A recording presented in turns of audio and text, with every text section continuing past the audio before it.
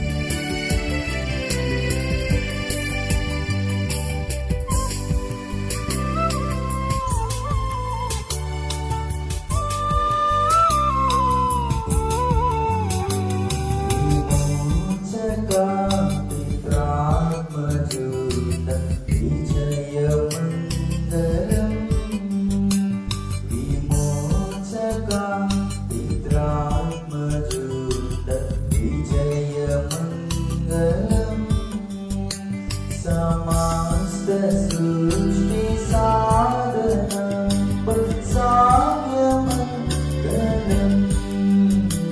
సమస్త సృష్టి సాధనం సామ్యమంగళం శుభాకర శుధాకర విశుద్ధవందనం.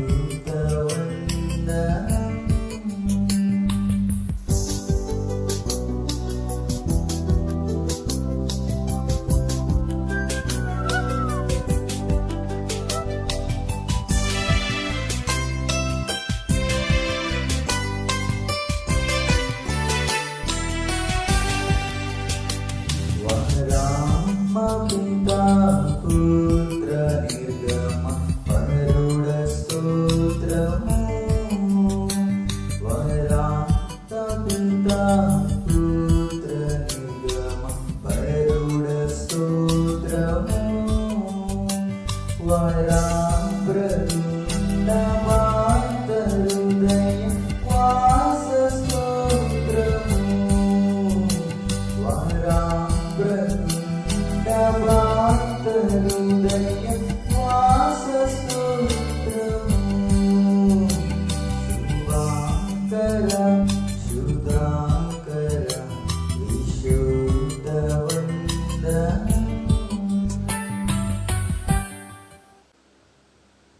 స్తుతి ప్రార్థన. ఓ దేవా తండ్రిగాను కుమారుడుగాను పరిశుద్ధాత్మగాను ప్రత్యక్షమైన తండ్రి, నీ ప్రత్యక్ష నిమిత్తం అనేక స్తోత్రములు. ఇప్పుడు నేను ఆరాధించు కృపా సమయము దయచేసినందుకు వందనములు.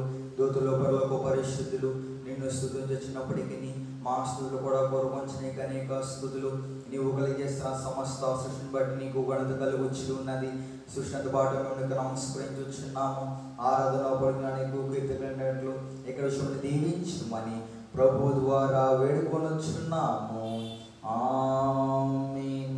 ప్రియులారా, ప్రభునందు ప్రియులారా, మన మధ్య పరిశుద్ధులైన దేవుని సంధికి వచ్చినప్పుడు పూర్తిగా శ్రవతంలో ప్రవేశింపకపోవడము మన పాప స్థితిని ఒప్పుకొని క్షమాపణ పొందడం మనకి ఎంతో మేలు. మనము పాపం లేని వారు అని చెప్పుకున్నాడలా మనలో సత్యం ఉండదు. మన పాపములను మనం ఒప్పుకున్నాడలా ఆయన నమ్మదం నీతి పొందడు కనుక ఆయన మన పాపంలో క్షమించి సమస్త దుర్నీతిముల పవిత్రులుగా చేయను. మనము పాపము చేయలేదని చెప్పుకున్నాడలా ఆయన అందుగా వచ్చిన వారు మోదము. ఆయన వాక్యం మన ఉండదు. తనకు ప్రహారం వాడు తన పాపమునకు ప్రాయశ్చిత్తం పొందినవాడు ధన్యుడు. యెహోవా చేత దోషించబడినవాడు ఆత్మలో కపటం లేనివాడు ధన్యుడు. ఆమేన్. మన పాపములకు అందరూ నాతో కలిసిపడి పరిశుద్ధులు అయినా ఓ దేవా, మేము మచ్చను బట్టి నైజును బట్టి పాపులమైన, తలంపులను బట్టి చూపును బట్టి పాపులమైన, వెంటను బట్టి మాటను బట్టి పాపులమైన, ప్రవర్తన బట్టి క్రియలను బట్టి పాపులమైన, నీ కృపను పొందుటకు మేము అయోగ్యులు. మమ్మును క్షమించమని నీ కుమారుని పరిముఖముగా వేడుకొనుచున్నాము. ఆమేన్. ప్రియులారా, తండ్రి తన అపరిమితమైన ప్రేమను బట్టి విశ్వాసాన్ని పాపములు క్షమించుచున్నాడు. శిక్షించగోషపడు మన పాపములు జ్ఞాపకము చేసుకున్నాడు. అటుకంతము స్తుతించుదము. తండ్రి, నీవు పరిశుద్ధుడవై వినందున పాపులను ఆశ్రయించుకోవలసినది కానీ అట్లా చేయక చేరదీసి క్షమించున్నావు గనుక నీకనేక వందనములు. ఆమేన్. అందరూ విశ్వాసం చెప్పని దేవుడు ఆద్యంతములేని దేవుడని నేను నమ్ముచున్నాను. ఆయన ప్రేమ, న్యాయము, పరిశుద్ధత, శక్తి, జ్ఞానము, జీవము, స్వతంత్రత, శ్రాపకత్వము ఈ మొదలైన శుభలక్ష్ములతో నిత్యము మహా తేజోమయముగా ప్రకాశించున్నాడని నమ్ముచున్నాను. యేసుక్రీస్తు ప్రభు రూపమునకు మనుషుడిగాను అనాది స్థితిని బట్టి దేవుడిగాను సంచరించు దివ్య బోధల మూలముగాను అద్భుతముకు ఉపకారముల మూలముగాను నా పాపములు, నా వ్యాధులు, నా శిక్షలు తన శిలుమరాడుపై వేసుకొని మరణమౌట మూలముగా ఆయన సమాధి నుండి మూడవ నాడు వెలుపలికి వచ్చి పరలోకమునకు వెళ్ళుట మూలముగా తన నిజదైవ స్థితిని ప్రేమను వెల్లడించినాడని నమ్ముచున్నాను. ఇప్పుడు అందు నిమిత్తమై విజ్ఞాపన ప్రార్థన చేసినడనియు ఆయన రెండవ మారు సంగమును కొనుపోవుటకు మేఘాశివుడై వచ్చిననియు మిగిలిన వారికి 7 ఏళ్ల శ్రమ కలుగుననియు తర్వాత క్రీస్తునకు జరిగే యుద్ధములో అంత్యక్రీస్తు అబద్ధ ప్రవక్త నరకములో వేయబడదననియు సాతాను పాతాళములో 1000 ఏండ్లు బంధింపబడనని ఆ తర్వాత ప్రభు భూమి మీద 1000 ఏండ్లు పరిపాలన చేయననియు తర్వాత ఆయన సజీవులకు మృతులకు తీర్పు తీర్చిననియు నమ్ముచున్నాను. క్రీస్తు ప్రభు పాతాళంలోని సాతానును విడిపింపగా అతడు భూమి మీదకు వచ్చి గోగు మాగోగు అనే పేర్లు గల సైన్యములను ఏర్పరచుకునని అతడు దేవునితో యుద్ధము చేసి ఓడిపోనని క్రీస్తు అతనిని నరకములో పడవేనని నమ్ముచున్నాను. ఆ తర్వాత ఆయన అందరకును తీర్పు తీర్చని అవిశ్వాసులను నరకములోనికి పంపేనని నమ్ముచున్నాను. తుదకు భూమి మీద ఉన్న పరిశుద్ధులందరూ ఏకసంగముగా ఉండటం వలన భూమి పరలోకములో ఒక భాగమునని క్రీస్తు ప్రభు పరలోకములో భూలోకములో ఉండురని నమ్ముచున్నాను. నేను పరిశుద్ధాత్మను నమ్ముచున్నాను. ఈయన తండ్రితోనూ కుమారునితోనూ ఏకదేవుడిగానే ఉండి పనిచేర్చునని ఈయన ఆవేశమని దేవగ్రంథము వ్రాతలోనికి వచ్చినదని ఈయన వెలుగుపుని బట్టి ఆ గ్రంథము అర్థమునని తండ్రి ఉద్దేశించిన రక్షణ అనగా కుమారుడు ప్రమూల్యమైన రక్తము వలన గడించిపెట్టిన రక్షణ పరిశుద్ధాత్మై విశ్వాసికి అందించినని నమ్ముచున్నాను. తండ్రి కుమారుతో పాటు ఈయన కూడా సమానముగా ఆరాధన నందుదగు దేవుడని నమ్ముచున్నాను. పరిశుద్ధుల సహవాసమును పునరుద్ధానమును నిత్య జీవమును గలవని నమ్ముచున్నాను. ఆమేన్. అందరికీ మరణాత. ఇక్కడ మనం గమనించినట్లయితే ఈ దీవెనకు కారణం ఏమిటంటే బలహీనైన వారందరి మీద ఈ ఆశీర్వాదము, ఈ దీవెన పొందడానికి, ఈ ఆశీర్వచనం అందరి మీద కలగడానికి దేవుడు ఇప్పటి వరకు కూడా సింహాసనం మీద ఉండి కూడా ఆయన ఏం చేస్తున్నాడు? ఆశీర్వదించడం ఆపలేదంట. రెండవదిగా చేతులు దించలేదట. గనుక అట్లనే మరి మనం గమనించినట్లయితే నిత్యము కూడా దేవుడు మనలను ఆశీర్వదిస్తూనే ఉన్నాడు. మరి మోషే గారి కాలములో చూసినట్లయితే నిర్గమకాండములో మరి మోషే చేతులు ఎత్తితే ఇశ్రాయేలైన వారికి జయం వచ్చిందంట. మోషే చేతులు దించితే అమాలేకీయులకు జయం వచ్చిందంట. మరి ఇప్పుడు ఏం చేయాలి? ఇలాగా 2 చేతులు ఎత్తి ఆశీర్వదించి అలా ఉండాలంటే ఏ నరుడు వలన కూడా అవదు. ఆయన దేవుడు గనుక, యేసుప్రభువు వారు దేవుడు గనుక ఆయన ఇప్పటి వరకు ఇంకా ఆయన అంటే రేపు రాకడ వరకు మనల్ని దీవిస్తూనే ఉన్నాడట. రాకడ వరకు దీవిస్తూనే ఉన్నాడు. మరి మోషే గారు ఇలా చేతులు ఎత్తారంట. చేతులు ఎత్తినప్పుడు చేతులు నొప్పులు వచ్చి చేతులు దించేస్తే వెంటనే ఎవరికి జయం వచ్చిందంట? అమాలేకీయులకు జయం వచ్చిందంట. మరి ఇది పని కాదని చెప్పి ఏం చేశారంటే ఆ కొండ మీదకి తీసుకొని వెళ్ళి ఆయనకు ఒక రాతిని వేసి రాతి మీద కూర్చుండబెట్టి ఆయన ఒక చేతిని ఎవరు ఊరు అనేటువంటి ఆయన మరొక చేతిని ఆయన అహరోను ఈ ఇద్దరు కలిసి 2 చేతులను ఆదుకొనెను.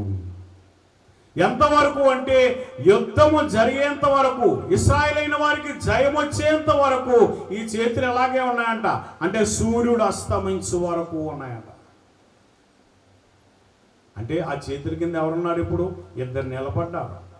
మోషే గారు కూర్చున్నారు, వీరిద్దరూ నిలబడ్డారట. నిలబడితే ఈ చేతులు ఆయన మీద ఆనుకొని నిలబడినట్లుగా మనం చూస్తున్నాం. కనుక మరి మోషే గారికి అయితే అలాగని ఆదుకున్నారు. మరి యేసుప్రభు వారికి ఆదుకునేవారు ఎవరున్నారు? ఆయన దేవుడు గనుక ఆయనకి ఎవరు ఆదుకోవాల్సిన అవసరము లేదు. అందుకని ఎంతవరకు ఆయన దీవిస్తూనే ఉన్నాడంట. అందుకని అయ్యగారు రాశారు కదా, ఆశీర్వాదించుట నీ శక్తి ఇష్టంబు, ఆశీర్వాదించుట నీ శక్తి ఇష్టంబు, ఆశీస్సు పొందుట నా శక్తి ఇష్టము ఆశీస్సు పొందుట నా శక్తి ఇష్టము యేసు ప్రభువా మా హితబోధకుండా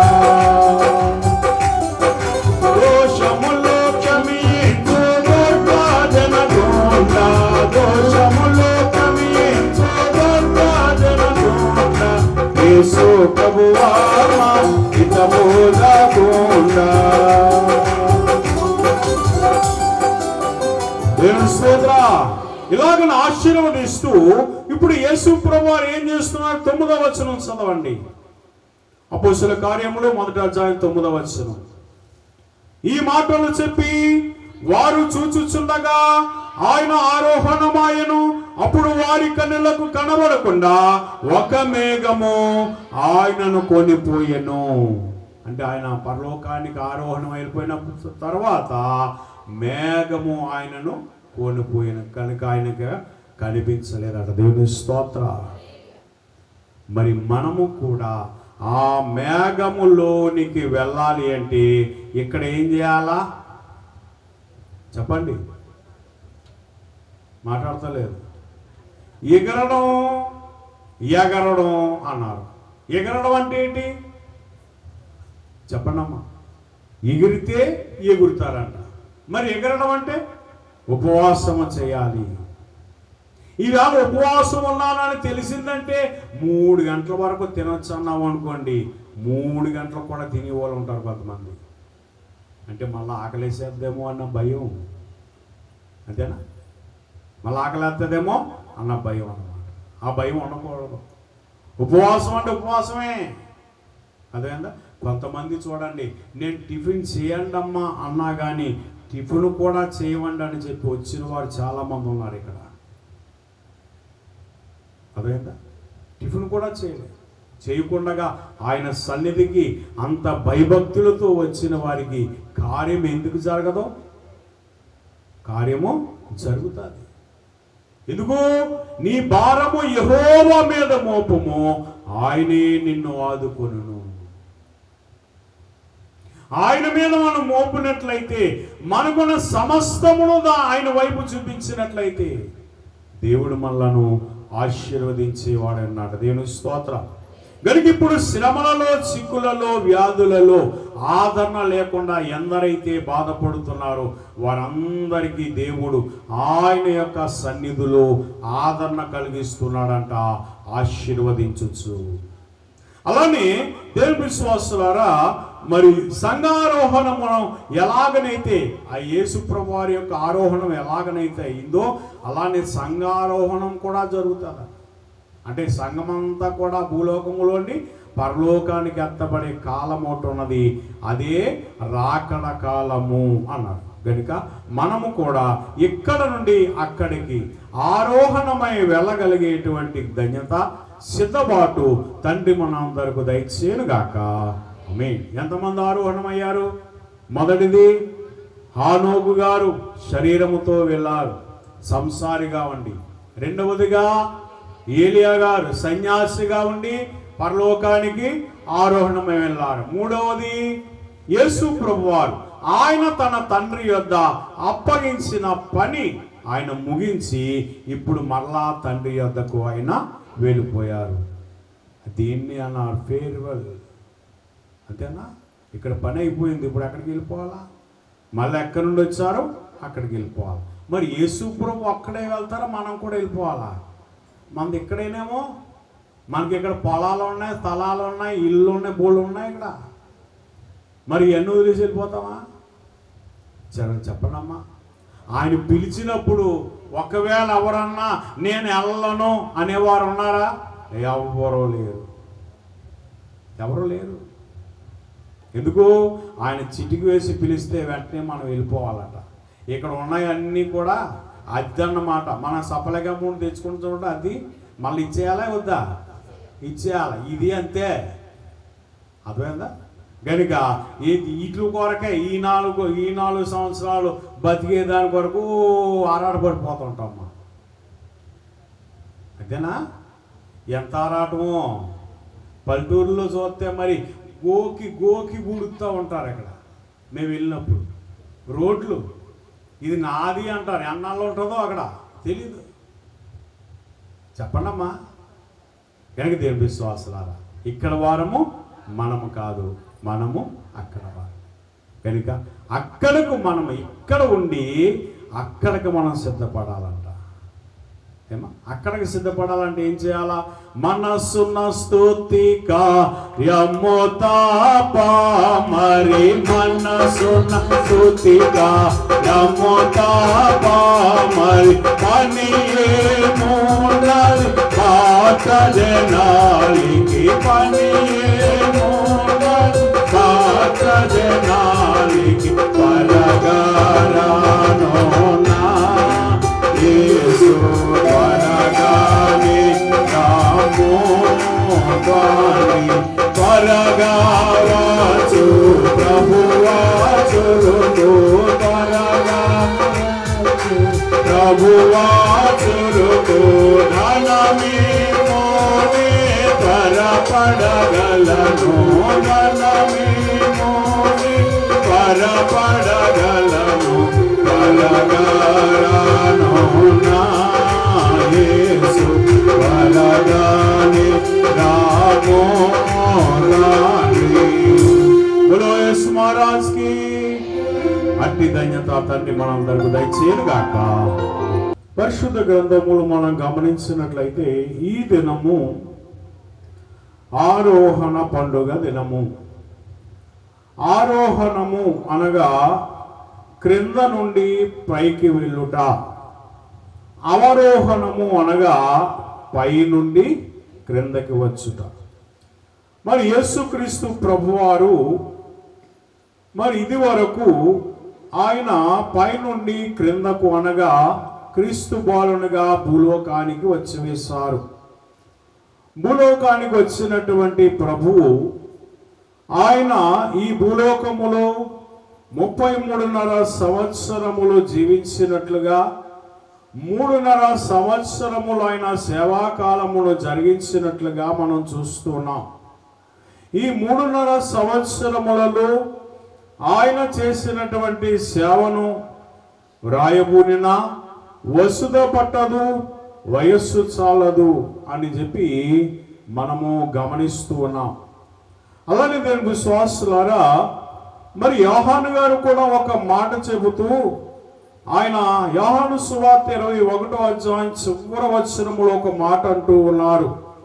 ఆయన యేసు చేసిన కార్యములు ఇంకను అనేకములు కలవు, వాటిలో ప్రతిదానిని వివరించి వ్రాసినలా అట్లు రాయబడిన గ్రంథములకు భూలోకమైనను చాలదని నాకు తోచుచున్నది. దేవుని స్తోత్రం.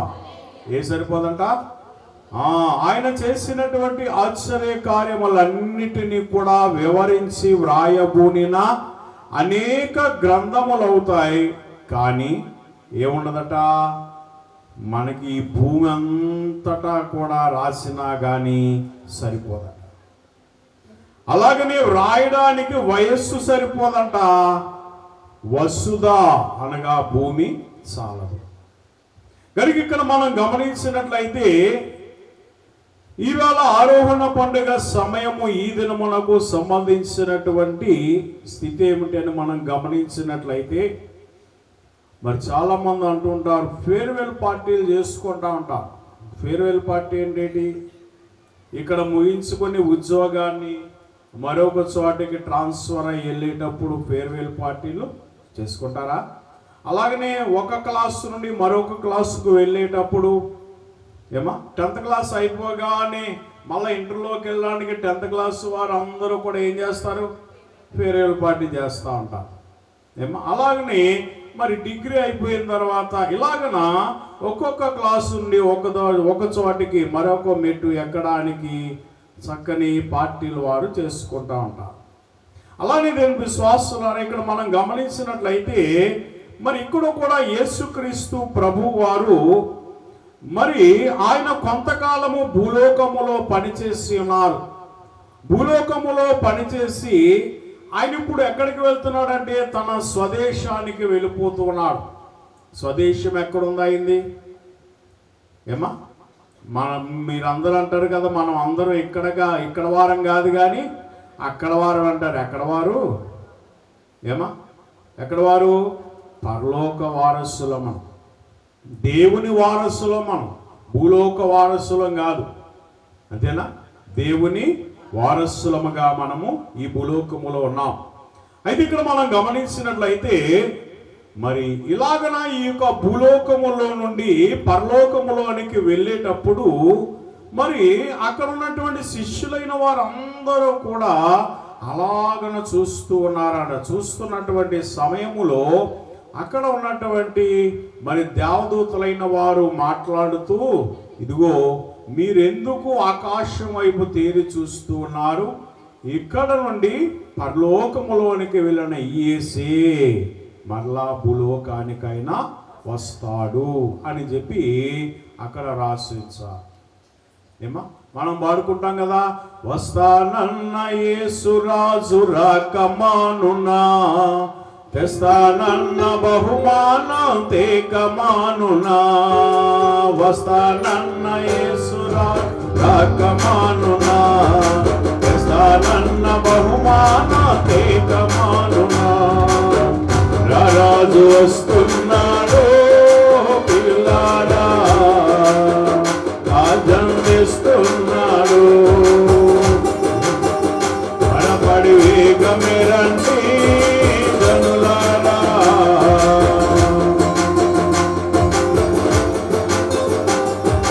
కనుక ఇలాగ మనం గమనించినట్లయితే ఆయన వస్తాడు తప్పనిసరిగా. కానీ ఇప్పుడు ఆయన రావడానికి ముందు ఏం చేయాలి? ఆయన వెళ్ళాలి. ఎక్కడికి వెళ్ళాలి? పరలోకములోనికి ఆయన వెళ్ళాలి. అయితే మరి యొక్క ఆరోహణ పండుగ అనగా ఏమిటంటే, కొంతమంది ఏం చేశారంటే అక్కడ ఈ భూలోకములో నుండి పరలోకములోనికి శరీరముతో ఎగిరెళ్ళిపోయారట.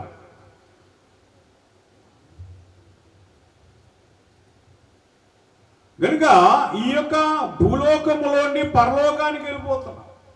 ఎందుకు వెళ్ళారు అంటే, ఇక్కడ జరగవలసిన పని అయిపోయింది, చేయవలసిన పని అయిపోయింది. ఆ పని అయిపోయింది కనుక ఇప్పుడు ఎక్కడికి వెళ్ళాలి? మరలా మన స్వదేశానికి మనము వెళ్ళిపోవాలి. మనం పనికి వస్తాము, పని అంతా అయిపోయిన తర్వాత ఏం చేస్తారు? దుబాయ్ వెళ్తూ ఉంటారు. దుబాయ్ వెళ్ళిన వారు ఏం చేస్తారు? 2 సంవత్సరాలు 3 సంవత్సరాలు చెప్పి గడువు పెట్టుకొని మళ్ళీ ఏం చేస్తారు? 3 సంవత్సరాలు అయిన తర్వాత వచ్చేస్తారు. కొంతమంది బాగా నచ్చితే అక్కడే ఉండిపోతున్నారు. బంగారు తల్లు నిన్న ఒక ఆమె అలాగే చేసిందంట. ఇప్పుడు వచ్చి ఇంకా రాలేదంట. ఉందో లేదో కూడా తెలియదు. డబ్బులు మాత్రం వస్తున్నాయంట. దేవుని స్తోత్రం. అంటే ఉన్నట్టే కదా, డబ్బులు వస్తే ఉన్నట్టేనా? సరే. అయితే ఇక్కడ మనం గమనించినట్లయితే మరి పాత నిబంధన కాలములో మనం చూసినట్లయితే ఇక్కడ ఒక భక్తుని మనం చూస్తున్నాం. ఆయన ఎవరంటే మరి ఆదాము యొక్క మనమడు. ఎవరైనా? ఆదాము మనముడు. ఈ ఆదాము సంపాదించుకోవలసినటువంటి మహిమ, ఆదాము ఎగిరి వెళ్ళవలసినటువంటి అంతస్తు ఆదాము అయితే సంపాదించుకోలేదు, కానీ ఆదాము మనవడైనటువంటి ఆనోకు సంపాదించుకున్నాడు. ఎందుకు ఆనోకు ఎలా సంపాదించుకున్నాడని మనం గమనించినట్లయితే 21వ వచనం చదవండి. ఆనోకు 65 ఏండ్లు బ్రతికి మెతూషేలును కనెను. ఆనోకు 65 సంవత్సరాలు బ్రతికాడు భూలోకములో. అయితే మెతూషేలును కన్నాడు. అంటే ఆయనకు భార్య ఉన్నది, ఇప్పుడు బిడ్డలుగా మెతూషేలును కన్నాడు.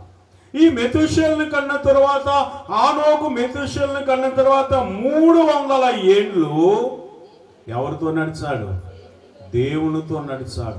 ఆయన బ్రతికిన కాలం ఎక్కువ, దేవునితో నడిచిన కాలం ఎక్కువ. దేవునితో నడిచిన కాలం ఎక్కువగా ఉన్నది కనుక ఇలాగన ఆయన 300 సంవత్సరములు దేవునితో నడుచుచు కుమారులను కుమార్తెలను కనెను. అంటే ఇప్పుడు ఆనోకు ఎవరై ఉన్నాడు? సంసారి. అందరికీ మరణాత.